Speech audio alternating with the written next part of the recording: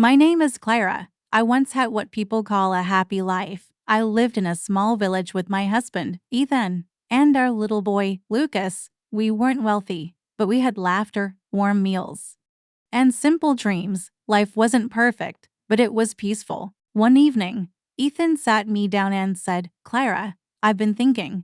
I want to go to the capital to find a better job. If I earn enough, I'll bring you and Lucas there. We'll live better, I promise." I didn't like the idea. I didn't want him to leave, but he was sure it was the only way. He kissed our son, hugged me, and left with a suitcase full of hope. At first, he kept his promise. He called every night. He sent money regularly. I missed him terribly, but I felt proud of his sacrifice. I told Lucas, "Daddy is working hard for us." But slowly, things changed. The calls became rare. The money stopped coming. I tried calling, but he didn't answer. I felt like I was losing him. Left with no choice, I began selling fruits and vegetables at the street market. Under the burning sun and cold wind, I stood every day just to earn enough to feed my child. Lucas helped me whenever he could.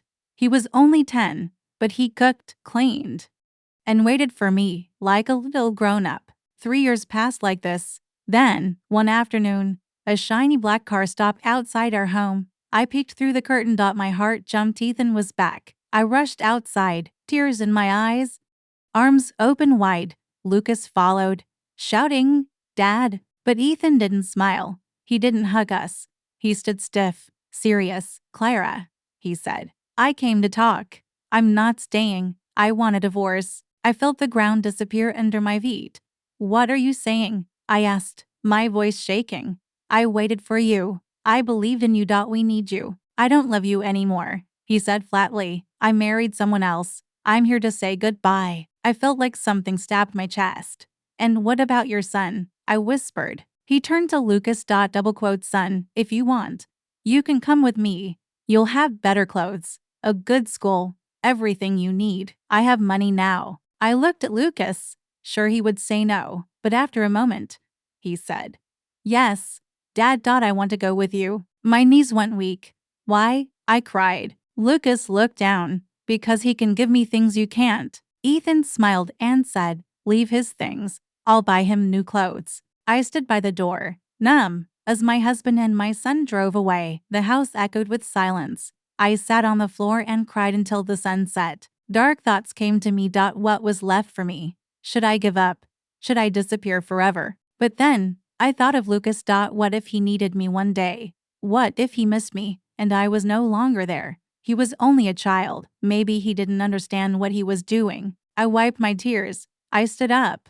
I said to myself, I must live. I must wait. I must believe. Days passed. Then weeks. Then months. One day, the mailman brought me a small envelope. Inside was a $100 bill and a tiny note. It said, "I love you." I stared at the note for hours. I didn't use the money. I kept it in a small box. Next month, another envelope came, and again the month after. Then, one day, a thick letter arrived. Inside was a long letter in my son's handwriting. "Dear Mommy, miss you every day." I'm sorry, I laughed, but I had a plan. I knew if I stayed with you, Dad wouldn't help us, but by going with him, I could save money. He gives me money. I send it to you.